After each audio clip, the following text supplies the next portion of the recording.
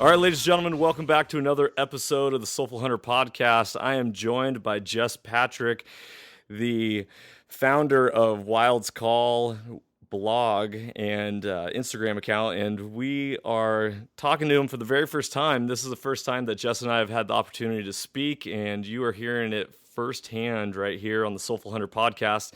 So first and foremost, welcome, Jess, to the podcast, man. Really appreciate you coming on. Yeah, thanks so much for having me. Yeah, so now from what I learned, you are originally from Western Washington, but you currently reside in Montana. Is that correct? Yeah, yep. I grew up in Western Washington. Grew up hunting blacktail deer rifle, and then kind of came over to Montana on a whim on a scholarship for school, and couldn't really leave it. So loved it. A little addicting over there. What did you go to school for? So kind of a two-part answer to that. My actual major was animal science. However, I was there on a military scholarship, and so after school, I was actually active duty military for a while. Oh, awesome. Well, thanks So for your service, man. I really appreciate it. yeah. So after 4 years of that, though, I was like, it's time to get back to Montana. So here we are again. Yeah, so what's your day job? I am actually a cop now, so I work for Bozeman Police Department. Oh, hey now, watch out, everyone. Jess That's might right. So, pull you over. that's right. I love it. So, Good for you. So, tell me a little bit about your journey of being a hunter in the state of Washington and transferring over to Montana and hunting blacktail and your progression into currently you're a big time bow hunter now, correct? I would like to think big time. I'm working towards it. I love bow hunting. Yeah, that's absolutely my favorite. So, yeah, archery elk is definitely become far and above anything else what I look forward to every year. Yeah, I love it. So, you're over in what part of Montana? You said Bozeman? Yep, we're in Bozeman. And do you have any family over there? We don't. So, like I said, we grew up in Western Washington. That's most of my family's all still there. So we'll try and go over there and see them every now and again. But hunting blacktails on the west side, just rifle. My life back then was pretty much all about sports and wrestling. And then once I got to Montana, that's kind of when I started branching out. I finally picked up a bow, I don't know, midway through college, I guess. And that first year started chasing elk and kind of couldn't look back after that. I was hooked. So from there, it's just pretty much been a journey. My buddy Danny back home I grew up hunting with, he got into archery a little earlier than me. And even throughout the distance, me being down south with the military or here, we kind of push each other all the time and found a whole bunch of resources and just studied really hard and kind of got to where I guess we're a little bit dangerous in the elk woods. So and still growing for sure. I love it. I love it. So, go ahead and tell the listeners how and why you got started into hunting. Yeah, well, I grew up, like I said, my dad kind of just got me into it. Dad always went. For us, it was a lot more casual probably at that time. He'd go out, 3, 4 weekends a year. Seasons in Washington are pretty short for rifle.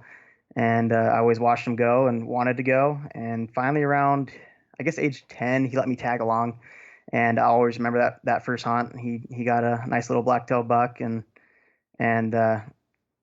just fond memories of that. And from there, I wanted to be a part of it. So at age 12, he let me start taking hunter safety, and I passed that and got to start carrying a rifle myself. And that's pretty much the start. What do you think what your father taught you was the biggest impact on you becoming a hunter or continuing on and really finding your success within the field? Yeah, that's a good question. The biggest thing is, and I kind of wrote a little article about this on the blog, but for me, getting out there and doing that with my dad and my grandfather and a few other men, it was just an opportunity for, well, not to play off yours, but mentorship, really.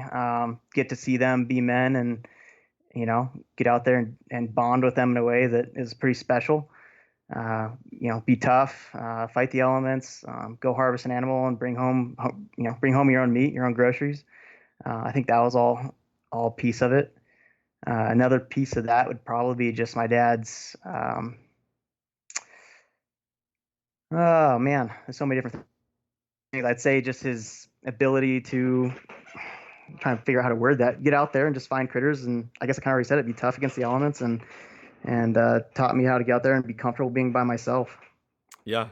Well, mentorship is what we're all about here at the Soulful Hunter podcast. And it's just one of our brand pillars of community, self-discovery, conservation, that primal adventure and connection with nature.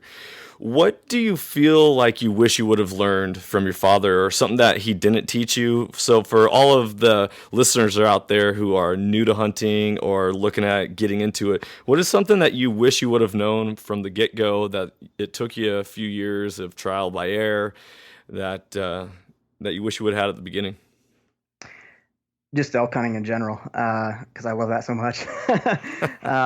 And we didn't get to do that. So I would definitely say elk hunting, and that definitely, in my college years, that took me a couple years to kind of figure out what I was doing. The biggest difference, deer hunting is going to be, a lot slower pace, I guess, whereas elk hunting is pretty, at least my style, is pretty fast-paced hunting. So I remember that first year of elk hunting I went out, I'd hear an elk bugle or something, and I would just sit there and kind of make some sounds and like, okay, I hope he comes my way, And of course, that didn't really work out very well for me. And I quickly learned that elk hunting is exceptionally different than deer hunting, and you just have to be, at least my style that I've developed is you be very aggressive. You hear that call, you get in close, you get in the red zone, and then you make it happen. So I think that's probably the biggest thing, the biggest learning curve I had to jump. Yeah, what are some of the successful things that you've done when you are being aggressive in calling in bulls and getting them close? So like I said, the biggest thing is when I hear them, I can locate one. I don't call. I feel like I've seen a lot of videos or other hunters. I see them.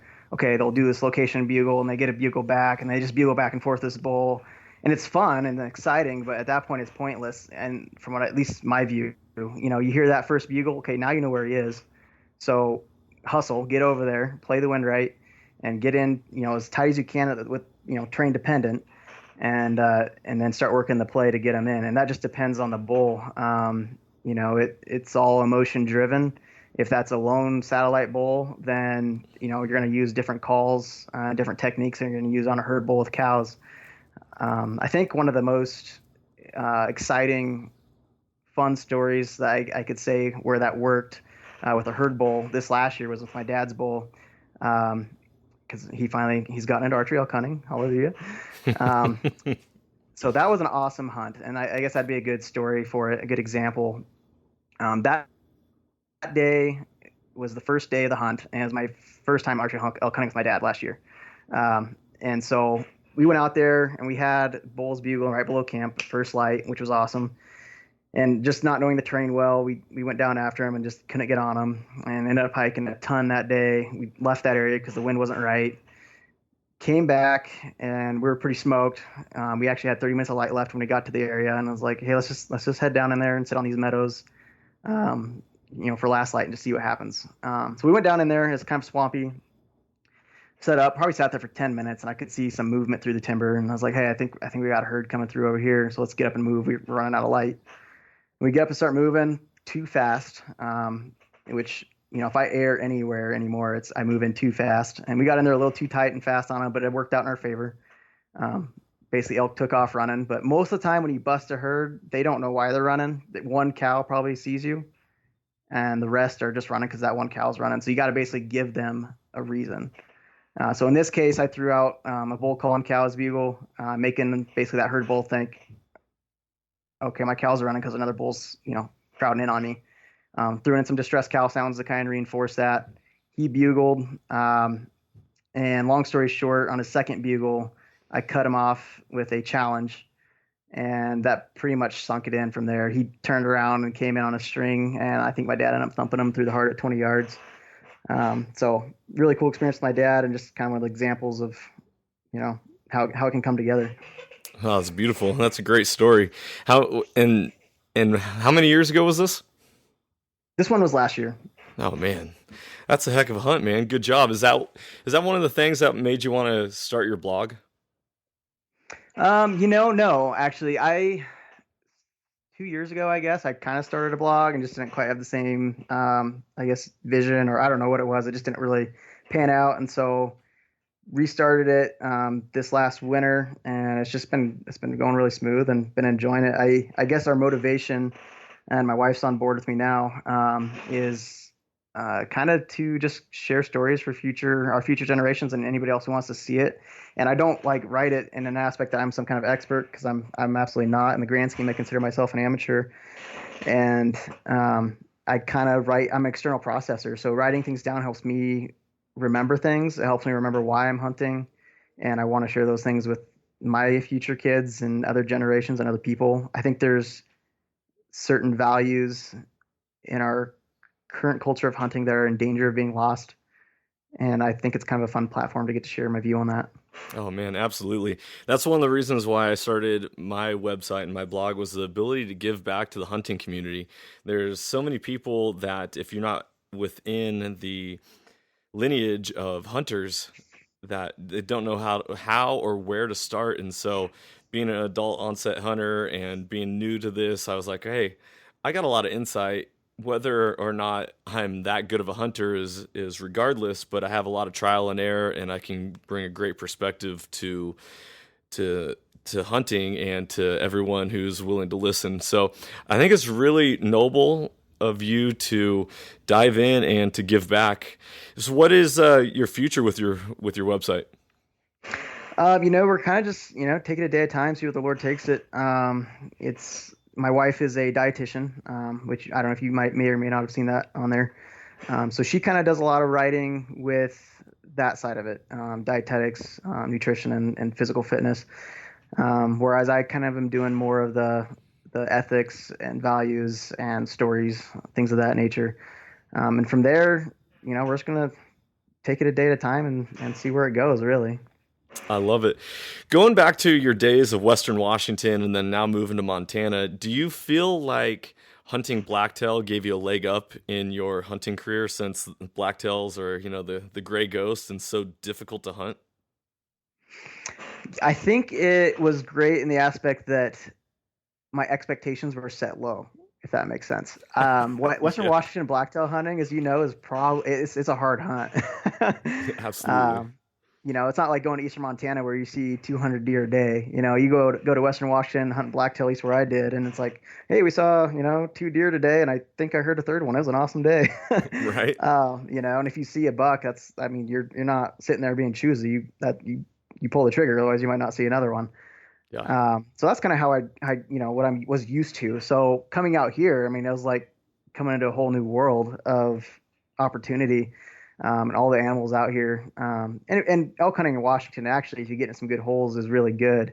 But I wasn't into elk hunting in those days. So, but that being said, I think besides that, the biggest thing would just be the influence that the style of hunting my dad had probably pushed me into hey, we're gonna beat the brush, we're gonna work harder today, we're not road hunting, we're gonna go into some deep dark hole, you're gonna be comfortable being in there by yourself.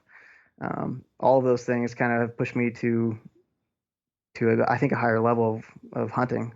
Yeah, absolutely. That is one of the aspects of hunting that just absolutely captivated me is that you get out of it what you put in.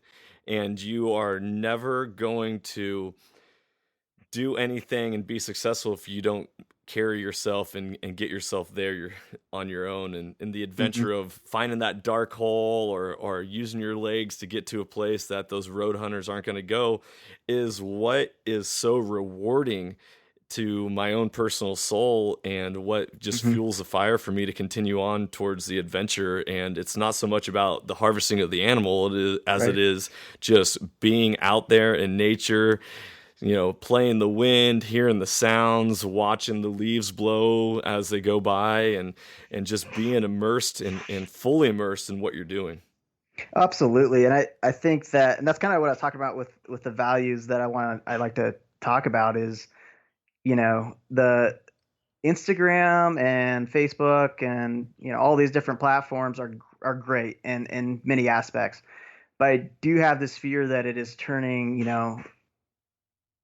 antlers and trophies into a form of lust, if you will, where that's all we're out there for the wrong reasons. We're out there for the kill. We're not out there for, like you were just saying, the little things, the camaraderie, the memories with family or friends or whoever, or even by yourself, and growing by yourself, challenging yourself, you know, any of those little things, just looking at the wind blowing through the leaves and smelling it and hearing it and feeling it and just enjoying creation and being out there. Really at the end of the day, that is what it's all about. Well, so if you're unfamiliar with the creed of this podcast is all about transforming lives through primal adventure. And so diving head into the adventure of hunting and being out in the wilderness is so refreshing. You get away from that constant buzz of society. And it's really interesting that you bring up social media and how social media is painting this picture of trophy lust. To quote unquote, I want to, every animal, if you can harvest it and bring it home, is a trophy, regardless of how many points the antlers have. But ultimately, it does paint a picture of like, man, all these people are harvesting these animals. What am I doing wrong? And it really, at some times, can beat you down and make you feel like you're not doing a very good job, or you're just not that good at hunting in the first place. Right. And I think something to keep in perspective is, well, two parts. A lot of the big names are used to seeing out there. Guys I've learned a lot from following and reading, like Corey Jacobson. There's a bunch of them out there. But long story short, those guys will be open about it. They didn't just walk in and become an amazing hunter that kills 300-inch bulls every year. I think, I don't remember for sure. I want to say Randy Newberg or Corey Jacobson, one of the two. Took them like 9 years to harvest their first elk with a bow. I mean, Yeah. That's a long time, and that just takes a lot of grit and persistence, and not quitting. The problem with things like social media is all it shows you is the glamour shot. It doesn't show you the work that went into that glamour shot, and the time and the missed opportunities and the blood, sweat, and tears ultimately. Yeah. No, absolutely. It took me, so I started hunting when I was 29, and it took me until I was 34 to harvest my first animal. Currently, I'm in hunting 6 years, and I have yet to even shoot a deer.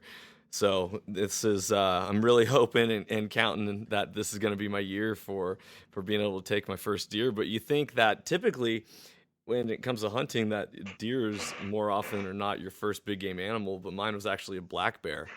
And No way. that's how Washington Backcountry got started, and what led me ultimately to starting the Soulful Hunter podcast is that I was 9 miles deep into the heart of the Cascade Mountains here in the state of Washington pursuing black bear, and it was something that opened August 1st.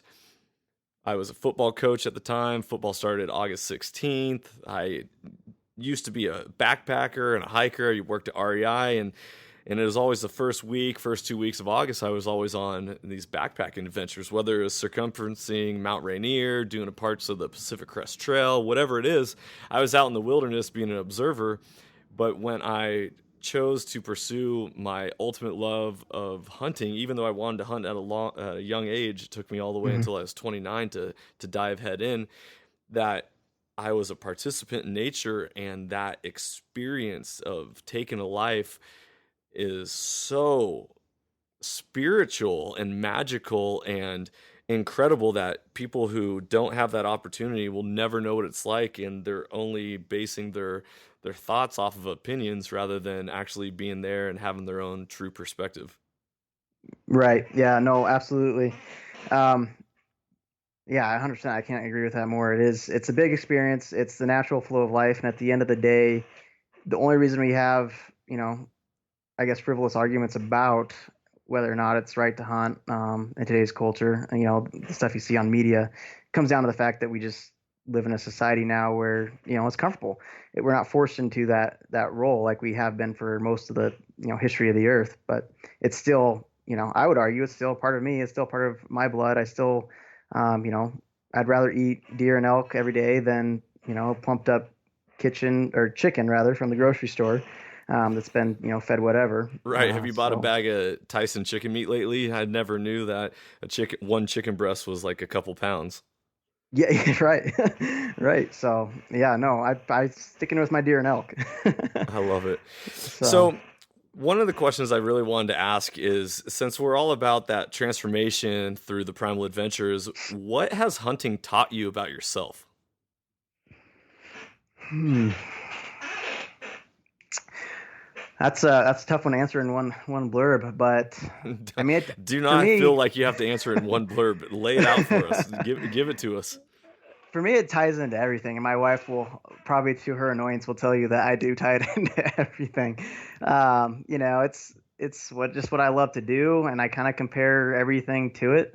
For me, it's where I go out and I feel kind of like we've already talked about, free, adventurous. Where I can go out and actually just it speaks to, I guess, my heart as a man a little bit. Um, where I can still go out and just experience, I feel like, the way that God created me to be. It's an opportunity for me to challenge myself physically and mentally. I remember when I was actually a kid growing up, I was scared to death of being lost in the woods. And now I go out for miles into the backcountry by myself for days at a time. And so that growth, I think, is something that relays and flows into other areas of life, just confidence wise. It's actually a huge motivator for me to, work out every year. I mean, even when I was in the army, I remember, I'd be going for ruck marches and all this kind of stuff, training to come back up to Washington actually to archery elk hunt. And I'd pass them on the street and I'm like, oh, you training for a military school? And I'm like, nope, I'm going elk hunting. So several different aspects with that. Another one would be, it's honestly where I go out and feel the refresh. And honestly, if I don't get out in the mountains for at least one day every week, I'm like feeling stressed out. Yeah. So I got to get out for a trail run or something. And honestly, the biggest thing too is just God's creation out there for me. That's one of the biggest things in my life is my faith, and so out there is a place where I can connect and just refresh and enjoy the beauty of it. Oh, I love it. That is so beautiful and well put. One of the things that you talked and mentioned earlier is hunting has taught you how to be a man. So dive into that a little bit more. Unpack it for us of what it means and how hunting has impacted you of what it means to be a man. Yeah, so I don't. First, let me throw out this at first, okay? I know women hunters are on the rise, and this is not 100%. I'm on board with that. That is huge, and we need them out there in the woods as well with us. So this is not related to that at all. But just my heart as a man, how God created me, and all men, I think. And it doesn't have to be hunting for other men. It might be, working cattle or woodwork or whatever it is. But we were, I think, designed to do something like that where we work with our hands. We have macro muscle movements. We can get out and move and pursue something. In this case, a hunt, and kind of feel like we're providing still for our family. Bringing home food, getting out there and being dangerous. I don't think the heart of men were meant to be tamed. I think that we have a culture here in America now where we are expected to be tame. Wear a suit and tie. Gender doesn't matter. Anybody can press a button and have the process done in our culture, business and whatever else. Yeah, So hunting, it sounds like you've read a book that really impacted me in my life was Wild at Heart. Have you ever read that book? I have twice. Yes, So that's so I'm a school teacher. I'm a middle school PE and health teacher over here, and what I learned is that, these we are meant to be wild. We're wild at heart. Men are meant to get dirty. We're meant to create, and we're also meant to provide and protect. And one of the coolest things in hunting is that you are on a mission to do those things. You get to be wild. You get to be free. You get to get dirty. You have the ability to create whatever your life or adventure is going to be. And yet, at the same time, you get to be able to be a provider for your family, or if you don't have a family, your friends and whoever else you have that opportunity to share with. I don't know if you've ever taken the time to feed someone, like provide food for the homeless or the needy or something like that. But when you have the ability to feed someone, it absolutely just makes you feel like you're doing something right with the universe.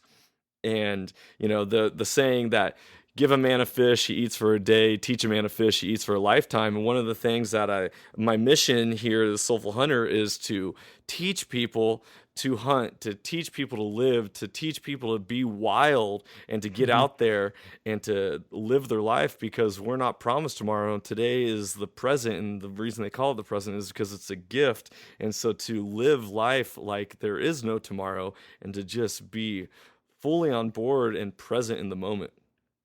Yep, 100%. And that's, for me, that's where hunting comes in. That's where I feel the most alive. I put it in a nutshell. That is it. That's where I feel most alive, is getting out there, being in creation, and doing what we've been doing for thousands of years.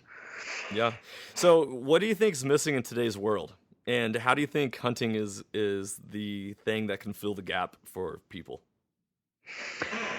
I mean, if you look around, you see a lot of, depressions on the rise, anxieties on the rise. Seems like, especially, with what I do for a living, it's everywhere. And I think there's a lot of reasons for that. Pertaining to hunting, I think that's an opportunity for people to get out and have something to work for, to better themselves mentally and physically, as we talked about before. Like I said, hunting has affected my spiritual life, my physical life, my mental and emotional life. Um, and it's something like that for everybody needs to be in place. Whatever it is, they need to have something they can go out and pursue and use to better themselves. Social, all the technology we have in our face these days, while it is useful to a point, it also kind of limits us in some of what we should be doing. I feel like, which is, again, getting out there and learning skills. I mean, the ability to hunt and harvest an animal, be able to quarter it up, bring it back home to your family, cut it up and package it, cook it, and eat it. I mean, it doesn't get any more simple than that. And it's something that's hard to put into words, but it's just fulfilling in a way that things that are just given to you on a silver platter, those things just can't do that for you. Yeah, I would totally agree. One of the cool things that I have had the opportunity to experience is when I first started hunting, I was a typical like road hunter, not knowing where to go, so I might as well drive some mountain roads and look for animals and all this. And through my progression of hunting, I've getting off trail, getting into the backcountry, getting into the true wild of nature, and with that is this concept of true grit, trying to find what it is that can feed your soul and challenge yourself. Like you Mm-hmm. said earlier, society seems like it's getting soft, and hunting can fill the gap, at least in my perspective. That, now we're not just talking about taking a hike and carrying a gun, and then if you see an animal, you see an animal, and shooting Mm-hmm. it, but like Mm-hmm. truly hunting and to pursue and have a mission and to be on that mission and carry it out to its fullest extent is what ignites people. And in being a health teacher, I talk about there's 6 aspects of health. There's spiritual, physical, intellectual, emotional, social, and vocational health. And hunting can actually fulfill all 6 aspects of that if you allow yourself to fully immerse into it. And this is where hunting becomes more of a lifestyle than it is just like a random weekend hobby that you do 2 weekends a year. Yep, exactly. And honestly, that's why I love Montana so much, because there's so much opportunity. But kind of playing off, what you said there at first about how developing the skill versus just going for a walk in the woods with a gun. My ultimate goal as a hunter, my personal ultimate goal, is to be able to be that guy who can go out every year and harvest a mature bull with my bow. That is my goal. If I can do that, I'll have made it. Awesome. So that being said, that's a lot different than going for a walk with your bow, and there you have to spend a lot more time than 2 weekends a year or whatever doing that. And I don't mean just in your season. Montana, we have I don't know, what is it, a month and a half or whatever archery season, and then you have rifle season. But outside of that season, it's a year-long thing, which is why hunting is so awesome, is because if you turn it into a year-long thing, it can be what you're talking about, where it is feeding all those different types of health. So, for example, if you're only working out the week before you go hunting, that's not going to do you a whole lot of good. You need to be working out all year. You're developing that work ethic and discipline physically. as well as other ways, practicing your calls and reading as much literature as you can get your hands on about, just elk and how they live and where they live and what they eat and how they sound and why they sound that way. And I mean, just all of those things. It's a year-long process and it's a lifelong process to become one of those hunters who genuinely can go out there consistently every time and find animals and mature animals. Yeah, it's something really cool and special when you get to that point in your career. Now, one of the cool things, and I want to give some people some hope who are brand new, is that when you are new at something, making gains, you make gains really quick and they're Hmm. huge. When you get to that later on stage in life, like take Corey Jacobson for example, for him to get better at what he does, it's going to take a lot of work for him to even get a minute, small amount better in his Hmm. craft. And so this is where enjoying the process and being in the moment and being fully present in what you're doing and just whether or not you take an animal or you don't is just enjoying the process. It is. And even if you've been hunting a long time, there's always something new where you grow. For example, I mean, I got my first black bear this year. So that was a new experience for me. And I had no clue going into it what I'm doing. I mean, I've always had a bear tag. I just have never had a huge interest in getting one. But this year I linked up with some guys who are better than me. I picked their brains, um, a little bit on bear hunting and what to look for and what I'm doing. And I went out and I shot a small bear and I'm stoked about it. It's no monster, but who cares? I went out and was able to do it on my own, of course, with mentorship, and amazing experience. I love it. Yeah, that's an amazing thing. Was that your first time ever having bear meat? Actually, it was, yeah. And I don't know why it gets such a bad rap. I liked it. Was it a fall bear or a spring bear? Spring Bear, yep. I just got it May. What day was that? It's like the end of May here. Man, congratulations. So thanks. It was a fun hunt. My wife was along with me, and it's a cool experience. So I Did actually you called it in to 40 yards. did you one of my most favorite things to do with bear meat is when you get that meat is you take some of the fat and you boil it and you process that fat down into the oil, and then once you have the oil, cutting up some of the backstrap or tenderloin into little like steak bites and Hmm. cooking the meat in the oil.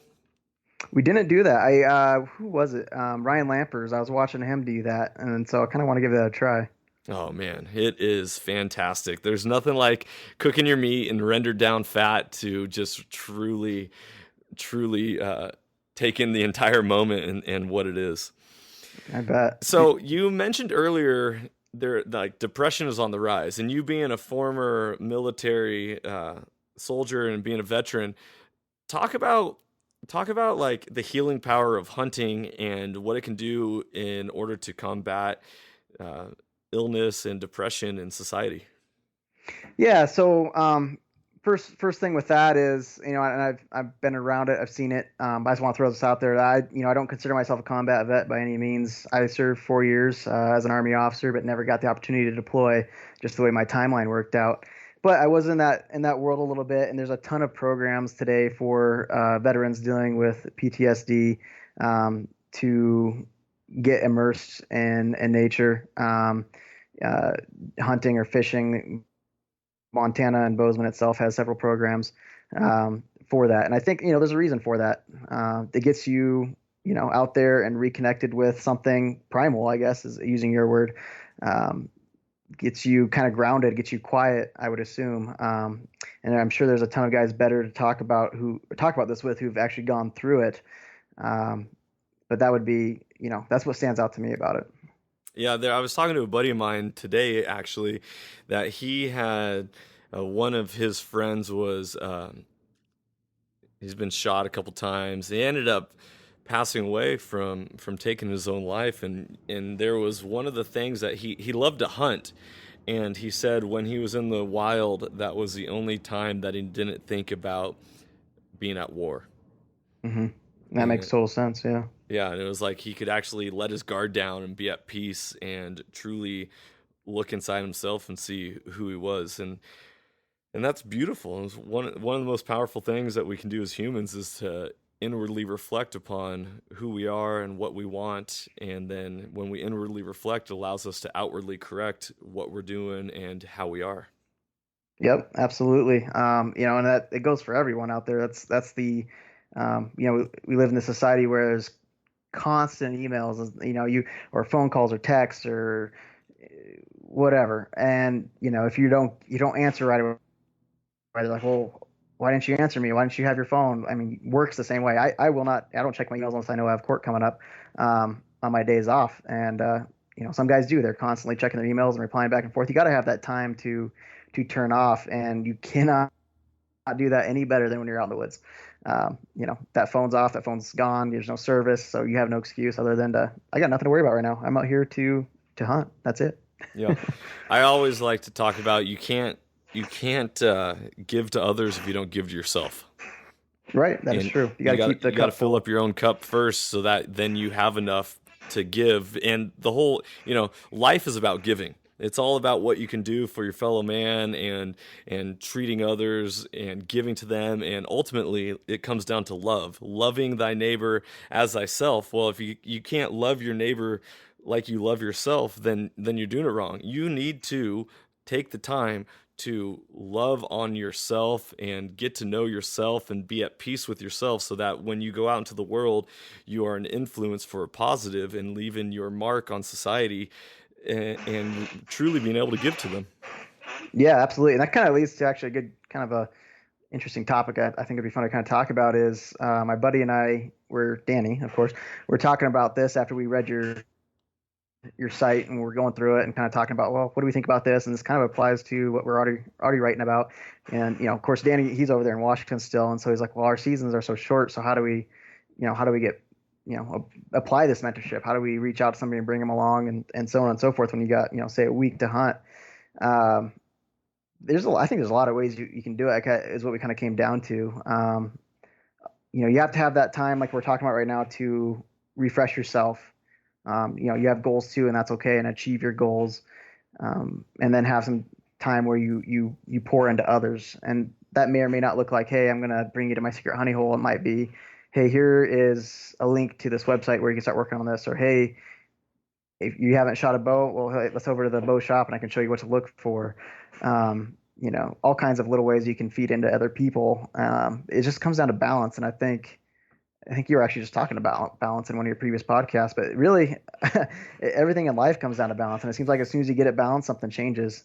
And in this case for hunting, you got to balance feeding your own soul, refreshing yourself, and the importance of growing it and feeding into others. Yeah, absolutely. And it's so important. One of the things that for all of you hunters out there listening is that mentorship is conservation. Is when you take the time to truly mentor somebody, you are not only impacting their life, but you're helping someone fall in love with something, and their love is going to only perpetuate the continuation of hunting, which is going to help with legislation. It's going to help with Hmm. finances given back to protecting animal habitat and all sorts of different things. And it all starts with being able to give to not only the next generation, but the current generation of the people who are looking for something to fuel the fire in their own lives. So I think that's mentorship so often, like you said, gets lost in this concept of, well, I only got this time to hunt. I don't want to give away my location. So how do I go about mentoring somebody? And one of the things is scouting. How Hmm. about taking somebody out with you on a hike? And one of the things that when I was learning to be a hunter, I always backpacked. I backpacked since I was 8 years old in the wilderness, but did I ever learn what a deer track looked like? Or what a game trail was, or which direction they're going, or how to pay attention to the wind and thermals and all that? Absolutely not. And there's so much that you can do in the off season leading up to that season, teaching someone how to shoot a gun, how to shoot a bow, teach them what MOA is, all sorts of different things that is only going to lead to their ultimate success in harvesting an animal. And to when you can help someone get small successes, it hooks them even more, just like learning how to do something and being successful the first time you play a sport and you hit that baseball and you're like, oh man, it's not so bad. It's not so scary. And inch by inch is a cinch. That mile by mile may take a while, but those small baby steps are what's going to help you eventually gain momentum and get you on your journey a lot smoother. It is. Do you feel pressure when you take somebody out? I took somebody out for the first time this last October for a modern rifle here in the state of Washington, and I didn't feel pressure because I laid down the expectations beforehand, and that's one of the things I think people forget is like communicate. Communication is missing in society, and yet it is the key foundation to every successful relationship. And so I told the guy, I was like, his name's Sean. Sean's a great guy. I actually just talked with him yesterday, and I was like, hey, we're all going on this hunt. I'm going to teach you everything that I know. The guys who I'm hunting with, we're going to give to you as much knowledge as we can, but our buddy Tony is actually going to be the first shooter. So if we see multiple deer, we want you to be able to take one, but Tony also has never taken a big game animal, and this is one of the things that we've signed up for, is that we want him and we want to share this moment with him. And so through the process, one of his biggest takeaways was, whether or not I take an animal, I want to learn how to gut, skin, how long can meat last in the backcountry before you have to put it on ice, how do you cool meat? And there's so much more to learn than it is about just squeezing that trigger, sending that Right. arrow down range, and ultimately dropping an animal. Yeah, no, that's absolutely true. I will say I definitely feel pressure when I take somebody out. I always want them to have a great time, and I'm always worried that if things don't go as planned, or say I don't get them an encounter or something, they're gonna like, oh, I don't want to hunt again. Um, but ultimately, at the end of the day, I think the biggest thing too is going back to what we talked about before, is just enjoy. You got to enjoy being out there. I think to a new hunter, that'd be something I would say. If you want to get into hunting, you got to remember that you have to just, if you don't enjoy just being in the woods, you're probably not going to enjoy hunting. Right. Right. Yeah, I think for me, the pressure, I would say if I'm taking a new hunter out, my goal is to see an animal and to have them see an animal. Regardless of whether or not it was a legal animal to take or shoot, I would say we were going out into the wild, into the woods with the mission of this particular animal. If we see one, we are successful. And then it's not so much about whether or not it's legal or not, and you take those steps and make them a little smaller, and it eases the pressure off your shoulders, but also helps that person enjoy the process a lot more. And I heard somebody talk about when they were taking one of their young children out for the very first time hunting, that they actually did a scavenger hunt with them while they were out in the wild. It's like, hey, we're going to be looking for your first rub. We're going to look for first deer track, first game trail. And through that, you're teaching them, and you're giving them small wins in them being able to find it themselves. It goes back to Mm-hmm. that give a man a fish versus teach a man to fish. If you can, you giving them these small wins is actually going to make it more exciting for them when they're on their own adventure. Right. That makes sense. And anytime something's new, of course, it's exciting. So, and if you're giving them things to look for, like you're talking about, that's huge. So I think the other part of that too is building the teamwork aspect of it. I think hunting is, well, I say that I hunt alone a lot, partially because of my work schedule. I have midweek off, so I do spend a lot of time hunting on my own, try and get out with other people whenever we can get days matched up. And I love a mixture of both. I love to hunt on my own, but hunting is also hugely a team effort. So when you're out there with somebody else, and I'm not gonna say I did not learn this lesson easily. I was a wrestler, as an individual sport guy. Um, but it is, I should be just as excited for you to get a deer as I would be for myself. And like elk hunting, for example, when you have two guys out there together, one guy's calling, one guy's shooting. That, I mean, you can't have one without the other. They're equally important. That guy bringing that bull in is playing a huge role. I think, I've heard you say that, you know, you can't outgive, or I can't remember how you worded it. You can't give too much, and giving leads Yeah, to more, or you something. can't How'd you word that? outgive good. There you go. I think that's, yeah, there you go. Much better put than what I just said. But you know, I think that's how it is out there when you're with a team. You got to be willing to sit back and let the other guy go up front and take the shot. And I think in the long run, you'll end up having a better time and growing more as a hunter and having more success. Well, one of the perspectives I want to, maybe share with you, but also share with all the listeners is that hunting's a team sport. Regardless of whether or not you're by yourself or together, it is a win for the team. You being solo out in the wild and dropping that animal is a win not just for you, but for your wife and for all your friends who get to For sure. enjoy that meat. So I was with my good buddy Weston, the trash man. He's one of our team members at Washington Backcountry, and was able to take him on his first backcountry hunt. And this hunt was also his first time harvesting a black bear, Oh, and cool. it was really special because I was, I don't know, truly. His excitement level was super high, but I was almost more jacked that he got an opportunity to shoot his first bear than it was if I was behind the trigger. Yeah, that's awesome. So That's what it's all about. the win for the whole team is it's a team sport. Like Hmm. we're meant to be social. We are social people. The human beings are meant to be in community. And even though when we go on our adventures solo to find ourselves or to be one with nature or to pause and reflect, ultimately we come back to society, and that is where we can give who we are and what we are with the rest of the world. Right. Come back refreshed for the family. That's right. So one of So, the things I want to talk about is that hunting is hard all the time, and we're not always at our best. So our strengths can also be our weaknesses. And so what is a weakness of yours, or what are one of the things that can inhibit you on your hunts? um, I would say moving lack of patience, to put it put it very simply. Like I said, my style is to move fast and quick. I can't sit. If I sit for 10 minutes, I'm fidgeting. Like, all right, let's move. I can't tree stand hunt at all. Like hunting down south did not work for me. Doing the whitetail thing down there. So for me, there's a time and a place where I need to slow down, um, and be patient. I probably still need to learn that a little bit better.